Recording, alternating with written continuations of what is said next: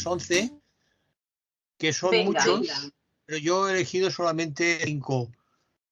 Bueno, es que hay como 11, ¿eh? Sí, pero solamente voy a hablar de 5. Venga. Que son para mí los importantes. Bueno, hay 2 que no me interesan, pero para mí son los importantes. Muy bien. A lo mejor tú has visto uno en Sitges. Sí, yo he visto 2 en Sitges, que es La Sustancia y Robot Salvaje. ¿Y cuál? La Sustancia y Robot Salvaje, que es de animación. Sí, esta está muy bien. Sí, a mí me gusta. Esta está muy bien. La sustancia es que discutirla. Bueno, pues cuando quieras empezamos. Venga. Pues al ataque. Vayamos a los estrenos del día 11, viernes, día 11 de octubre de 2023. Hay 2024. Buenas tardes, o buenos días, buenas noches, porque esto se puede escuchar en cualquier momento del día. Yo quiero empezar, si te parece, Amor, con una película española que para mí es uno de los buenos estrenos del año, que es La Infiltrada. Es la última película de la directora Arantxa Echevarría, con guión de la propia Echevarría y de Amelia Mora, que recordemos que fue la misma guionista de Copito, entre otras películas. Había trabajado en filming y ahora se dedica al guionaje. La música es de Fernando Velázquez, que siempre es un tema importante, esa parte musical, y sobre todo tiene un trabajo extraordinario. Yo creo que será un premio Goya seguro, Carolina Yuste. El tema de La Infiltrada es muy interesante porque está basado en hechos reales, concretamente en la historia de una tal Arantzazu Berradre Marín, que no es su nombre real, sino es el seudónimo con el que se infiltró en la banda terrorista esta. Ella era una joven de 20 años que había entrado en la Policía Nacional procedente de Logroño, donde había empezado sus oposiciones a la policía, y ella entró durante 8 años en la banda terrorista ETA, conviviendo con terroristas, porque se presentó como una joven, seguidora de la izquierda versale, que se presentaba como militante del movimiento de objeción de conciencia de Logroño. Hay que decir, durante estos 8 años, pues ella conoció diferentes, etarras, hizo un trabajo, de enlace entre etarras que vivían en España y otros que estaban en Francia, y gracias a ella se pudo desarticular el Comando Donostia, cuando, acuérdate que en aquella época ETA dijo que hacía un alto al fuego, pero que fue falso, que era para hacer todavía más atentados, ¿no? Hay que destacar también la presencia de Luis Tosar, que hace el papel del policía, un jefe de policía, que es el que la introduce en ese trabajo de infiltrada, y que es el que en el fondo tiene que luchar contra las órdenes que reciben de arriba, que quieren que en un momento determinado se deje de tener a esta mujer infiltrada, pero ella se opone y sigue. A mí me parece una película muy interesante, está basada en hechos reales, lo cual le da mayor dimensión. Yo diría que desde Días Contados, ¿te acuerdas de aquella famosa película con Carmelo Gómez, que es un atentado en Madrid? No se había hecho algo tan cercano a lo que era la realidad del movimiento etarra. Además es una película que, dado que ahora se está hablando de que si van a salir ya en libertad muchos etarras que tienen condenas muy largas y hay todo este tema político, me parece que llega muy, muy, muy en su momento, porque te hace pensar en cómo el trabajo de una persona sola, pero sola en el sentido de que si pasaba algo, nadie reconocería que era una policía infiltrada, pudo ayudar a que se acabara con una parte de ese grupo terrorista. A mí me parece una película muy interesante y por eso la quiero recomendar. Yo te recomiendo, ya sé que has estado en el Festival de Sitges y eso siempre conlleva mucho trabajo y muchos ríos de estar viendo mucho cine, pero yo te la recomiendo. Pero si quieres, vamos a hablar de una que sí has visto, porque en el festival has visto una película de animación que para mí es una pequeña obra maestra, que es Robot Salvaje, ¿no? Sí. ¿Qué te pareció a ti? A mí me pareció, bueno, muy refrescante, muy refrescante, incluso por el sentido del humor. O sea, claro, como son animales, ¿verdad? Pues tienen chistes políticamente incorrectos y por ello me ha parecido muy refrescante. La función del robot también tiene una dimensión muy interesante porque debe aprender todo lo que el mundo animal le está informando, ¿verdad? y lo hace con sentido del humor, con detalles muy, muy bonitos. Creo que al público infantil le va a encantar. Tanto ese robot que hable con animales como que los animales participen y se lleven bien para un objetivo común, que es una invasión de robots, ¿verdad? Rescatando a este con el que se han familiarizado, lo quieren, lo aprecian y bueno, me parece que es una historia muy agradable de ver para los niños. Estoy totalmente de acuerdo contigo. Me parece que es de las mejores películas de animación que se han visto este año y sí, creo que vale la pena recomendarla porque ya digo, los niños, pero también la familia lo van a pasar muy bien. A mí esa historia también que se habla un poco de la amistad, de la solidaridad, de lo que es la comunidad, de los diferentes animales, cómo reaccionan ante ese animal extraños para ellos, ¿no? Pero la historia es muy divertida. Él va en un grupo de robots que van en un barco, el barco se hunde y él llega a una isla desierta, donde solamente hay animales, ¿no? Claro, esto da una idea de que estamos ante un tipo de cine muy diferente del habitual. Lo que pasa es que tú sabes perfectamente que los animales son bichitos que les interesan mucho a los niños, ¿no? El niño se identifica mucho con el animal, pues es una película muy de niños, aunque dura 1 hora 41, que considero que es quizá un poco larga para los más pequeños, se ve fácil, o sea que, y sí, creo sí, que es otra prueba de que DreamWorks es una de las grandes productoras de animación que hay en el mundo, o sea que sí, que es una película muy interesante. Muy recomendable, tanto. Sí, yo creo que es de las buenas que has visto tú en Sitges.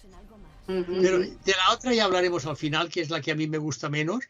Vamos a hablar de otra película, en este caso española, pero muy catalana. Se titula Una estrella fugaz, y lo digo porque prácticamente el título original es Un estel fugaz, porque es una coproducción de España y México, no sé México porque está supongo por dinero.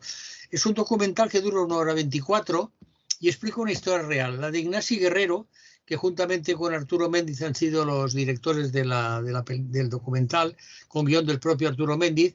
¿Y qué es lo que hace? Bueno, explica la historia de Ignacio Guerrero, que es un hombre de cine, fotógrafo, experto en sonido, fotografía, etcétera, y de su esposa Ágata, que tuvieron la desgracia, en el fondo es una desgracia, aunque para ellos fue, por decirlo así, también un toque de vida, de que su cuarto hijo nació, que le dieron el nombre de Pep, nació con unos problemas de corazón.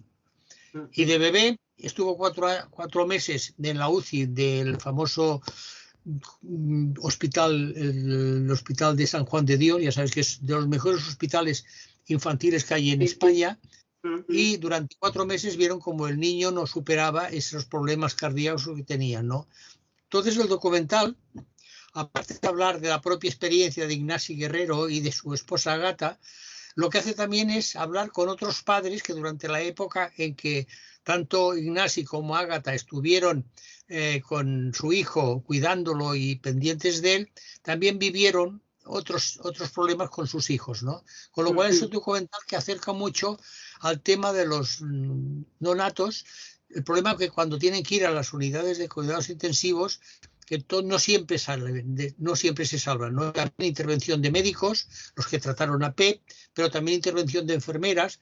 Hay una muy importante que dice, yo ahora que soy madre, sufro mucho cuando veo sufrir y morir a pequeños recién nacidos en la vida, ¿no? Es una película, un documental que te llega al corazón, muy aconsejable de ver, muy duro, todo hay que decirlo, pero muy bien rodado, ya digo, solamente 1 hora 24, pero que te acerca perfectamente a lo que es la situación que tienen que vivir estos padres cuando de repente aparece un bebé con este tipo de enfermedades que no son controlables desde antes, ¿no? Y con lo cual es una historia muy dura, pero que desgraciadamente se produce mucho y en los tirones lo ven constantemente, ¿no? Película para mí muy importante y muy interesante. Y si te parece, vamos con otro documental. En este caso es para los que quieran y les guste el arte, porque se trata de una historia que recuerda a las historias que han habido en el mundo de la creación. Todos nos acordamos de Mozart y Salieri, ¿no? La famosa película y la famosa historia. En esta ocasión es un tema de eternos rivales entre Borromini y Bernini, Quizá el más conocido para el gran público sea el nombre de Bernini, que aparte de ser un gran escultor también fue arquitecto, y Borromini es un arquitecto, él solamente fue arquitecto, pero que fueron de la misma época y que se enfrentaron muchas veces por su forma de concepto arquitectónico que había en Roma de aquella época. Esto pasa en el siglo XVI y explica la rivalidad entre Borromini y Bernini, y de acuerdo también a cómo iban muriendo y apareciendo papas diferentes, cada uno tenía más cariño o más atención hacia uno de esos arquitectos que hacia el otro, ¿no? Es un documental muy interesante que ha dirigido Gianni Troglio, dura 1 hora 42. Hay, digamos, declaraciones de diferentes expertos sobre el mundo de la arquitectura y sobre estos dos personajes, y creo que a los que sean admiradores del arte italiano de esa época maravillosa, donde se hicieron grandes obras de arquitectura, aparte de esculturas, pinturas, etcétera, etcétera, pero sobre todo la arquitectura que se hizo en Roma, yo creo que van a disfrutar porque es, ya digo, un documental que te acerca perfectamente a cómo a veces las competiciones, esa rivalidad entre grandes creadores, sirve todavía para que todavía se hagan cosas mejores. Parece ser que Borromini, que es lo que se explica en el documental, fue un hombre que tenía una visión muy avanzada de lo que era la arquitectura en las ciudades, ¿no? Mientras que Bernini era más tradicional, por eso los papas que lo eligieron para hacer los templos y los edificios de la época eran, digamos, papas más tradicionales, más conservadores, mientras que Borromini funcionó más cuando había un papa que era un poco más transgresor, lo que ocurre generalmente en estas historias. Pero es un documental muy interesante. Y después hay dos... se estrenó el lunes, día 7 de octubre. Sí, exacto. Estas se estrenó 7, las otras que se estrenaron fueron el día 11. Y vamos a terminar con dos películas de, digamos, de lo que has visto tú, el género de ciencia ficción, terror, fantasía. La primera sería Los Radley, es una película que se parece que se pasó el año pasado en Sitges, si no recuerdo mal, que es una historia, digamos, adecuada a una familia aparentemente normal, pero que es una familia de vampiros que no quieren ser vampiros, ¿no? Sí. Lo que ocurre, y quieren vivir tranquilamente sin esa necesidad de beber sangre ni sacar el cuello de sus coetáneos, en una localidad tranquila donde todos son familias esas típicamente americanas, ¿no? Las familias que dibujaba también diferentes directores en el cine, ¿no? Y lo que pasa es que en un momento determinado un muchacho quiere sobrepasarse con la hija. Entonces a la hija en ese momento de defensa le sale ese espíritu de vampira y hay una situación de, digamos, de violencia, ¿no? Y es cuando tienen que recurrir al hermano gemelo del protagonista, que es un actor para mí excelente y que hace dobles papeles, con lo cual estamos ante el hecho de que un actor, ¿cómo puede desdoblarse? Que es Damian Lewis, el famoso Damian Lewis, acompañado muy bien de la Kelly MacDonald, que entonces llaman a su hermano, que es gemelo, pero que es un vampiro que no ha querido renunciar a ser vampiro. Pero es el que les liquida y el que arregla los despropósitos que han hecho, ¿no? En cierta medida es una historia que trata de reflexionar sobre el querer aparentar una cosa cuando en el fondo se es otra, ¿no? Porque finalmente todos terminan aceptando su condición de vampiros. Con lo cual, la película, en cierta medida, sí es una película de vampiros, pero con el matiz de que ellos intentan ser como, digamos, una familia normal, dentro de lo que serían las familias normales en Estados Unidos, ¿no?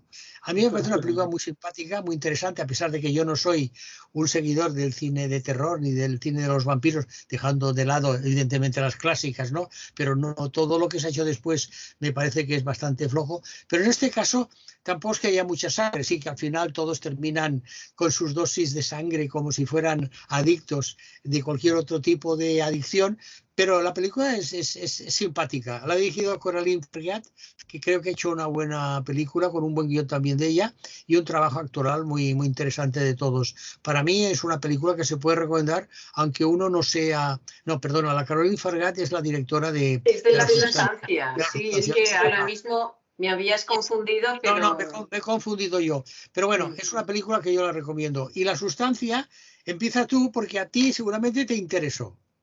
Mira, La Sustancia, no voy a decir ahora mismo de qué trata porque ya te lo dejo a ti, pero voy a decir las cosas más destacables que me han sorprendido. Y es que tiene una apuesta de tener una clonación casera, ¿no? Una clonación casera por unos diversos motivos, ¿no? De juventud y vejez, ¿verdad? Pero toda la lectura, toda la fotografía, toda la puesta en escena que hace, si dividimos la película en 3 partes, pues hay 2 partes que son, como lo dije a la salida del cine, de nivel 10. O sea, es una película que te sorprende, te gusta que esa puesta se lleve a cabo de forma visual, es muy atractiva, pero para mí, ¿verdad? La última parte, que es muy atropellada, muy loca, muy... Pues no pude. Vi que eran unas imágenes tóxicas completamente.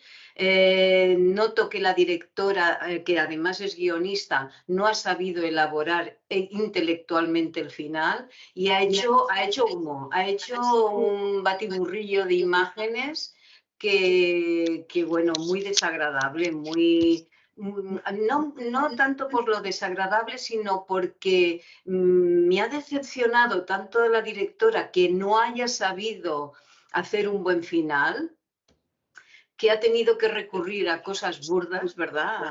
A morralla, ¿no? A morralla, que es como si tú vas a comprar un buen pescado y la señora te pone ahí todos los desperdicios que...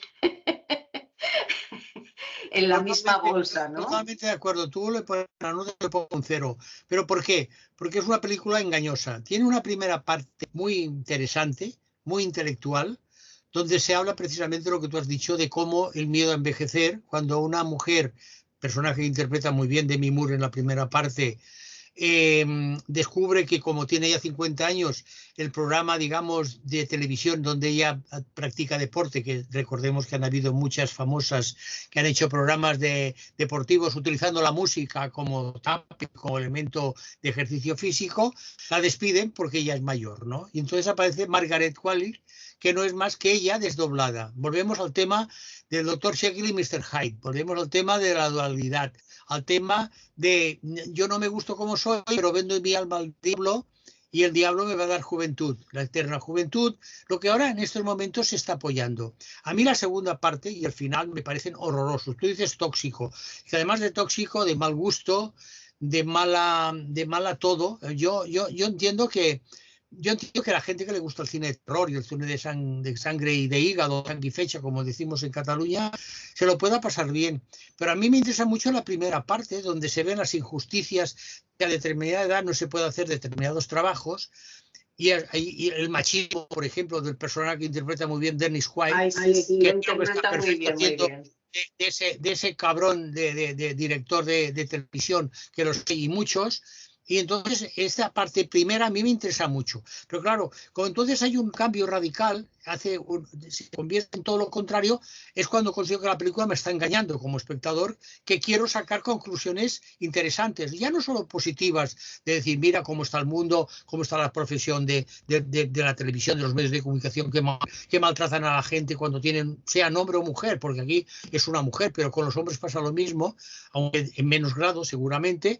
Pero es que a mí lo que me molesta es que te engaña, ella te engaña, la directora y guionista te engaña diciéndote, tú eres tonto y yo te voy a hacer lo que quiera contigo. Te voy a meter unos efectos especiales extraordinarios, te voy a hacer violencia, te voy a hacer sangre, te voy a hacer tal, y tú eres tonto. Y entonces, claro, que a mí una directora, que no sé quién es, porque a mí la Caroline Farriat ni me importa, ni me importará cuando haya muerto, no me dice nada. Es decir, la primera parte de la película me interesa, pero claro, como después me traiciona, todo le doy un 0. Quiero decir, odio la película, la odio porque creo que es una traición a la inteligencia del espectador. Sí, es un insulto, sí. O sea, te notas que dices, a ver, me has seducido con toda esta exposición. He identificado a muchas personas conocidas con ese mismo problema. Y luego me das esto que dices. Una tontería. Para entrar dentro del género de terror y de sangre y higos. Eso es lo que me molesta. Que después va a lo fácil. Para mí, al final es lo fácil. Porque es lo que la gente que le gusta el género de forma muy sangrienta se lo va a pasar bien. Pero no se dan cuenta que le han tomado el pelo. Efectivamente, porque es que... Vamos a hablar de un tema serio, pero ahora como yo soy malabarista, hago juegos malabares o hago juegos de ilusión, te voy a dar gato por liebre. Y lo que tú creías que es liebre, no señor, es gato. Y te has comido un gato creyendo que era liebre. Yo creo que va por ahí, sinceramente. Y por eso la película me indigna. A mí me indigna cuando los directores se creen que son más listos que los espectadores, ¿me entiendes? Sí, me indigna porque entonces van de que yo soy superior, tú no eres superior a nadie, tú te ganas las judías y las lentejas igual que todo el mundo, intentando salir adelante. Entonces, claro, a mí la soberbia de esta gente que como tiene en sus manos medios de comunicación, como es el cine no deja de ser un medio de comunicación, aunque sea también un medio creativo, te meten como quieren, te la meten doblado, te la meten sin doblar. Bueno, es que si te digo, la sala de proyección de la tarde, se reunieron 1.200 personas. Yo tuve que verla, ¿sabes? En un córner de la sala, del auditorio, pero de lado. O sea, la tuve que ver de lado, pero de lado, ¿eh? Sí. A mí, ya te digo, me parece horrorosa y me parece que se burla de mí. Y yo, la verdad, que se burle un amigo de mí lo acepto. Que se burle un desconocido no lo acepto. Yo que tú me hagas una broma poniéndome a parir, o verde, como quieres decirlo de forma más educada, me parece perfecto. Pero que me haga una persona desconocida, no lo aguanto. Y por lo tanto, esa persona desconocida la borro de mi agenda de personas interesantes. Yo es una película que no recomendaría ni a mi peor enemigo. Por eso, porque tiene un inicio muy interesante, está muy bien rodada, hay que reconocerlo, porque una cosa no quita la otra. La Caroline Fargeat es una señora que maneja bien la cámara. La primera parte está muy bien, maneja muy bien el vestuario de ella, es importante el vestuario de la protagonista, de Demi Moore, es importante cómo presenta el mundo interior de la televisión, pero llega un momento que pierde todo esto, se va a lo escatológicamente sanguíneo y escatológicamente horroroso de la fealdad. Ya sabemos que la ancianidad o la vejez es fea, ya sabemos que nos consideran feos los que ancianos, pero es que la fealdad tiene también su dignidad. Porque no puedes... Lo que pasa es que la forma en que, bueno, ya hablando del personaje, cómo trata el que se puede hacer eso con la sustancia puede mejorar, ¿no? Y ver un cuerpo terso, con un culo perfecto. Sí, pero el problema pasa como pasa con lo de Fausto. Pero si ella se va destruyendo y es capaz... Si tú me jodas, la persona real es como el viaje al espacio. El viaje al espacio, mientras ellos viajan, tú estás envejeciendo. Sí. Ellos no. Es que es el mismo tema del espacio. O sea, el tema es interesante, disculpadme, pero a mí me parece que ella nos engaña al final porque quiere hacerlo tan horripilante que se pasa. Se pasa porque ya no es un Demi Moore, el personaje de Demi Moore, cuando ya se ha convertido en un monstruo, por decirlo así, porque objetivamente es un monstruo, ya no es un anciano, es un monstruo. O sea, una persona anciana nunca es un monstruo. Efectivamente. No sé si ese punto que claro, es muy interesante. Un monstruo. Entonces, para mí, la señora esta, la Fargeat, es una persona que me parece sinvergüenza. Porque manipula. Sí, lo digo por no decir otra palabra más gorda que empieza con C y termina con A y NA. Porque me parece que manipula a mí y manipula sobre todo a los más jóvenes. A mí me parece que manipula a los más jóvenes porque te hace un canto a la sublimación de la belleza joven cuando la belleza es belleza de cualquier edad. El que es feo joven y es feo anciano. Teniendo en cuenta los cánones de la belleza, porque la belleza también depende de cada cultura.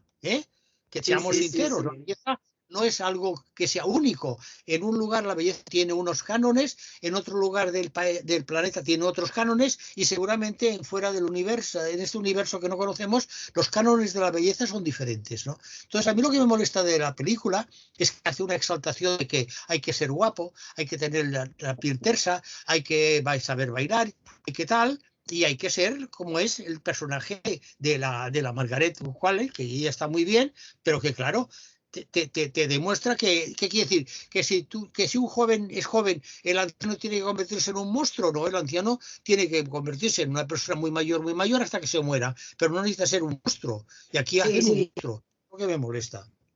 Pero bueno. Es como, sí, es como una marginación, ¿no? Claro, claro, es una marginación, pero hacia la monstruosidad. Podría ser Hacia una la marginación, monstruosidad, sí, una sí. marginación a la soledad, una marginación a la indiferenciación, al hecho de que nadie le interesa, pero es que allí lo hace un monstruo y además malvado. Sí. Claro, porque es un monstruo malvado, no es un monstruo, que hay monstruos buenos y monstruos malos. Exacto. Amor, muchísimas gracias, Amor Divo, por estar conmigo, ¿eh? Pues quedamos para otros estrenos, ¿vale? Otro estreno la próxima semana. Venga, Venga. ya sabes de qué película hablaremos, ¿no?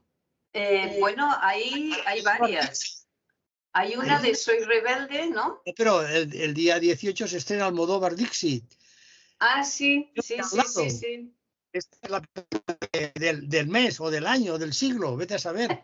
Sí que es verdad. Claro. Venga, amor, un abrazo, Venga, cuídate. nos vemos. Nos vemos, chao. Hasta otra.